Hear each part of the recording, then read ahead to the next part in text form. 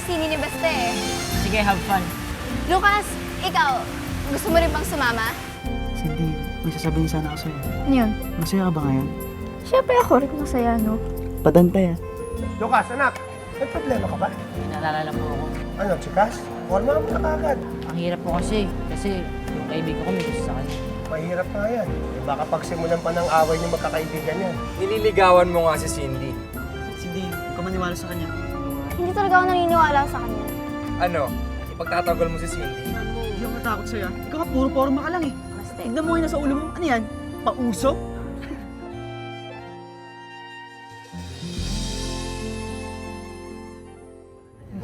Talaga. Uy! Kompleto na ang tatlong itlog. Siguro ganito ba naman, nanggugulo ka pa? Talaga. Namiss ko to eh. Ang pang-good time. Tama ba naman yun? At bakit ka naman nakikisali, ha? At ikaw, pwede ba tumigil ka na, ha? Pasalamat kayong dalawa. At cute tong si Cindy.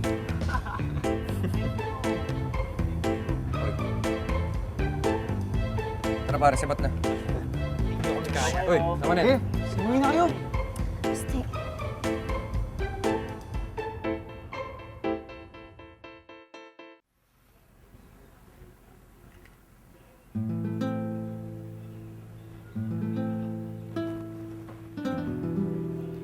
Oh, Robert, anong okasyon? diba matagal na tayong kasal? Marami na tayong problema pinagdaanan.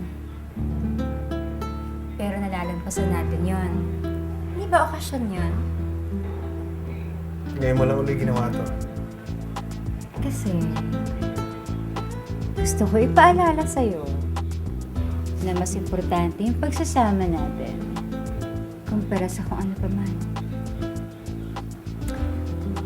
Hindi naman ako nakakalimot. Hmm?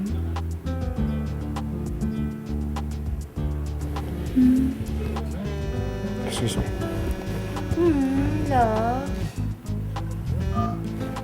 Hello? Oh, Vic. Ano tungkol kay Teresa? Bakit niyo ba kasi papatulan si Jimbo, ha? Parang na kayo nag-death wish niyan eh. Ayoko kasing ginugulo ko ng Jimbo na yun. Eh bakit? Kapag papapatulan mo siya, titigilan niya na tayo?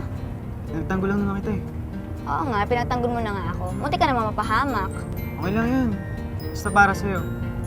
Ayoko nasasaktan ng mga kaibigan ko. Oy, worried siya sa akin. Siyempre, best friend kita eh.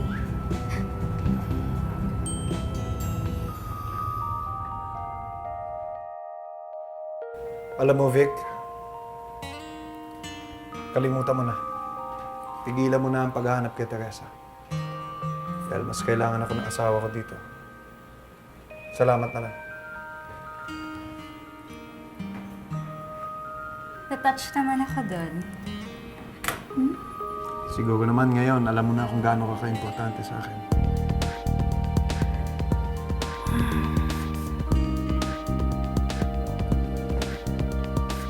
Oh, wala nang away ah.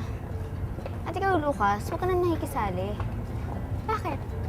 Diyan ba nasusukat ang mga pagkalalaki nyo, ha? Sa pakikipag-away? Ano? Sagot! Kasi...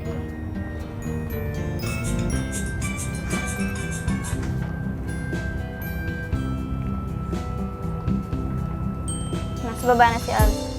May sasabay ba sa akin? Tingnan mo na kami. Okay lang? Thank you, ah. Oh, wala nang away. Napak mo rin eh, no? Anong tingin mo? Kaya mo si Jimbo mag-isa? Ganun pala talaga pag love mo isang tao. Lawin mo lahat-lahat Tama. Kahit mapatrouble ka. para lang mapasayo mo yun. Kasi dobling sa'yo, balik sa'yo. Mahal mo eh. Alam mo din lahat yun? Bakit? Nagkagusto ko na ba sa isang babae? Oo naman. Tapos, Hindi pwede. Ang dami kasi nakikialam eh. Basta ako, kahit ano mangyari, tutul-tuloyin ko na. Sana, pag nalaman ni Cindy feelings ko, hindi siya magalit. Good luck.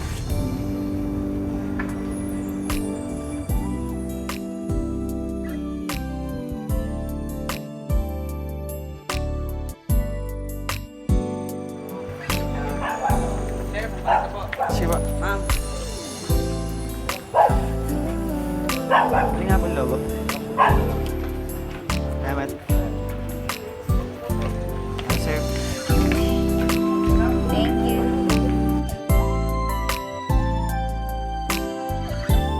Tara.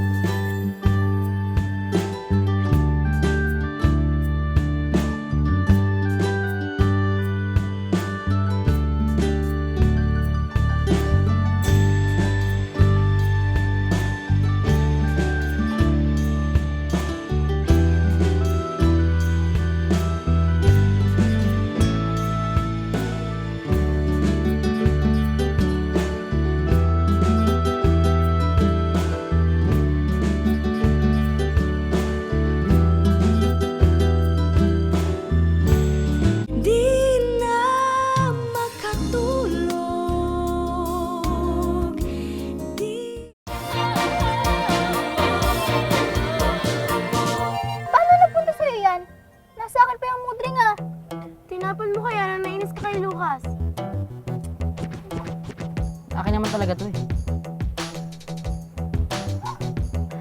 Lucas? Sakit ng ulo ko. Nahihilo ko, Lucas Bear. Ayun oh. Ang lapit ng clinic lang. Samahan mo na. Nakakainis ka! Hoy! Hoy, give the child! Halika nga dito. Kaya pala. So, what's our new plan? May new plan? Gusto kong kudkurin ng eraser yung mukha mo para mawala ka na sa paningin ko. Talaga bang gumagawa ka ng paraan para malike ako ni Lucas, ha? Oo naman. Of course. He still looks at me na para ako isang malaking scarecrow. Nilalayuan niya pa rin ako. Eh, adi ka naman pala eh, no? Siyempre, dahan-dahan lang. Hindi ka naman kagad magugustuhan ng tao eh. Sorry ka, wala akong EQ. At saka isa pa, hindi ako addict. Sarah, What's EQ? secret. Secret.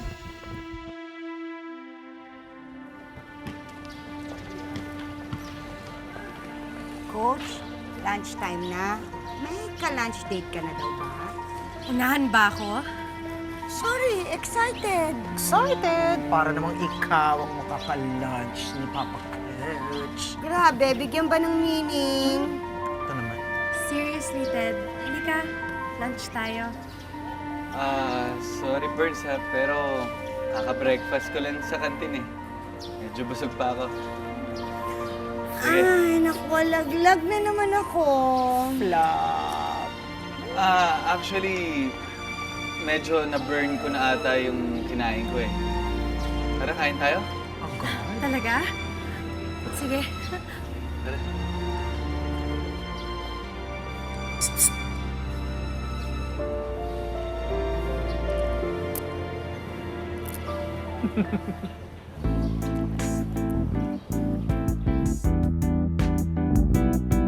Grabe, nalimutan ko.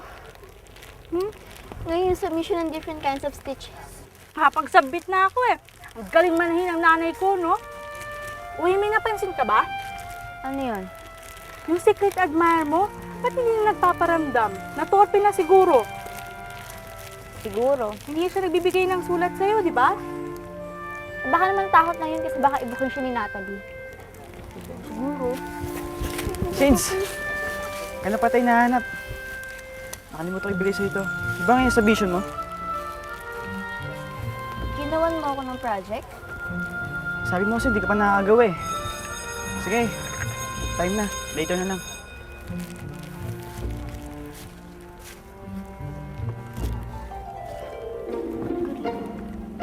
Kinarer ni Basta yung pananaya. Over na kaya yan. Alam mo, kung hindi ko alam lang mag-best friend kayo, akalain ko namin gusto ko yan sa'yo. Ay ako. Saka pa eh. Pansinin mo naman kasi si Natalie. Ako yung napag-iinitan eh. Di ba sinabi ko sa'yo, huwag ka makipag-ibigin sa mga yun? Ewan ko ba sa'yo? Bahay mo dun sa tao. May iba akong gusto. Si Cindy. Hindi, no? Abs, tulungan na kita. Na, konti lang to. Gawin mo lang yung homework mo. Sure ka? Okay. Oh, anong ginagawa mo dito? Natusan ko kasi siyang magigib sa labas. Sira kasi itong gripo natin eh. Buti naman. Kasi hindi naman kayo bagay nun eh. Ang bagay doon, yung squatter boy na best friend niya. Sino ba kasing gusto mo? Wala. Tsaka hindi pwede yun. May iba na siya. Arauch. Sakit, no? Selos ka? Kung sabihin kong oo, may magagawa ba ako? Wala.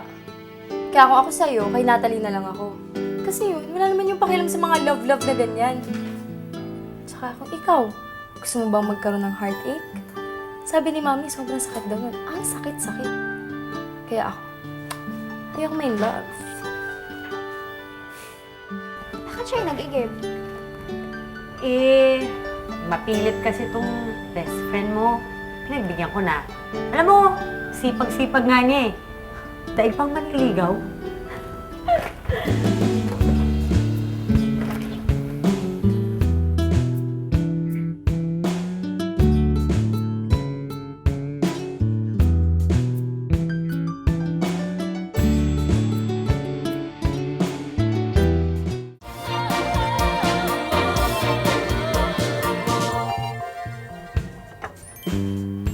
Yeah! Stop talaga mag-igib. Parang na-exercise ako dun ah. Sabi mo lang ako lang, pag-iigib pa kita. Bakit hindi ka pa umuwi? Baka hanapin ka na ni Tito Marcel. Ayos lang yun. Gets na lang. Tagal na. Gets na nila ang... Wala. Sabi ko, gets na lang lagi ako tumatambay din sa inyo. At nagtatrabaho sa amin. Kasi alam ba nila itong ginagawa mo? Oo naman. Kasi natutuwa nga sila kasi gusto ko itong ginagawa ko. So, gusto ko lagi kang masaya. Gusto ko natulungan kita. Gusto ko lagi tayong magkasama. Basta tapatin mo nga ako. Ginagawa mo ba to kasi best friend mo ko o may iba kang meaning?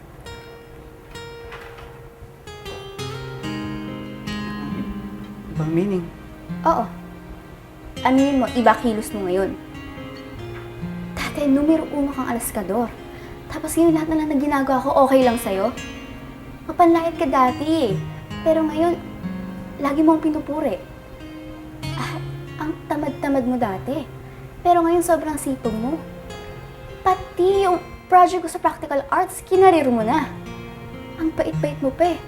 Para ka santo sa kabaitan. Ano yung sabihin nito, Baste? So, anong plano mo dun sa girl na gusto mo? Gusto ko ipakita na gusto ko siya. Pero ayoko ng gulo. Gulo? Ayoko may magalit sa akin. So that means, sasarilinin mo na lang nararamdaman mo. Pero mas okay yung ganun. Kasi nga, di ba sabi mo, lahat na lang na nagiging ka-close mo, lumalayo sa'yo. Kung hindi lumalim sa'yo, namamatay. Parang mami mo tsaka daddy mo. Basta sumagot ka naman. Hindi. Ano kasi, Ano? hindi ko lang maamin kasi sa'yo kasi nahihiya ako. Nahihiya. Eh, ang tagal-tagal na natin magkaibigan. Yun na nga problema dun eh.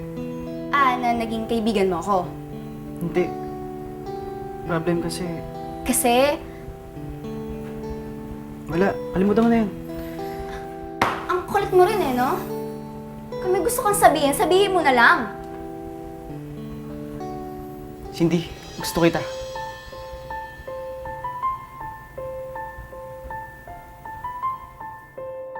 Sige. Bye. Alis na ako.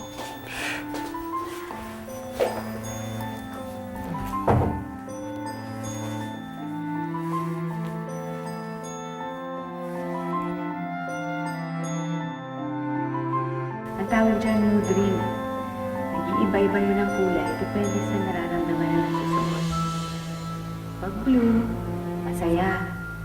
Pag pink naman ang kulay niyan, malungkot. Tapos pag black, galit. Eh, ba't naman gusto niya ibigay kay Cindy? Ramdam ko lang na she's someone special. That she cares for you. Whoever cares for my son, I care for him.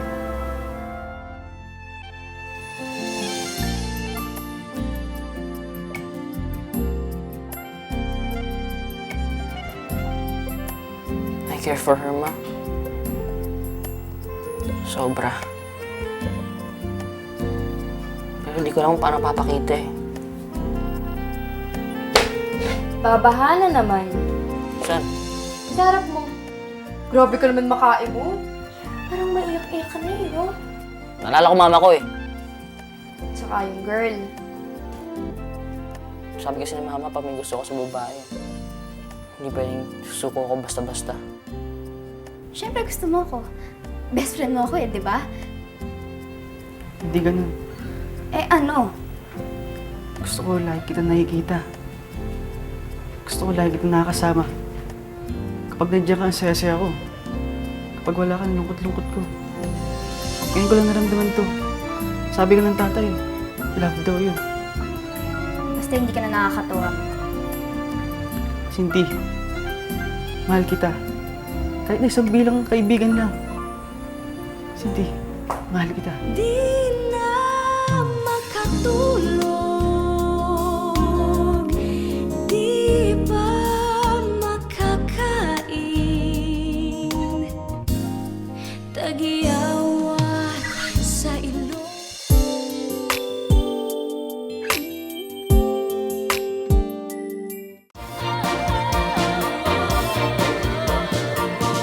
Sabihin mo sa akin, pinagtitripan mo lang ako.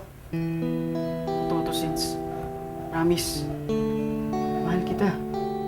Akala mo lang yan. Sinasabi mo lang yan kasi syempre close tayo tsaka lagi tayo magkasama. Pero sigurado naman ako bukas lang o sa isang araw wala na yan eh. Matagal na akong ganito, Sins. Matagal na akong may gusto sa'yo. Hindi ko lang maamin.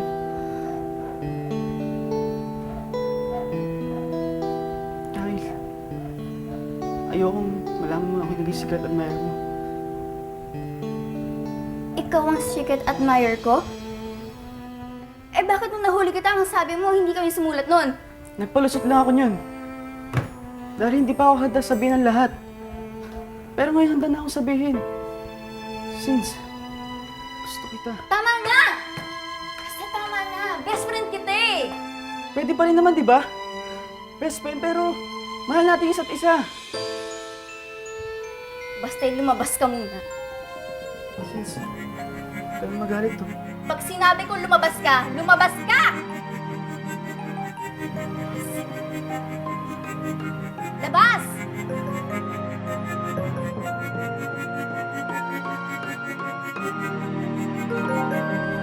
Sa pisngi, sa kakaisip sa'yo, tag-iawat dumadami. So kailan matutuloy yung panliligaw mo? Wala na po akong pag-asa kay Cindy. Laglag na po ako sa kanya. Busted na po ako. Paano kami nakasigurado na binasted ka niya? Sinabi niyo po kasing love niya ako eh. Emot nga, di ba? Hindi ko nga alam kung paano magpakita makita sa kanya.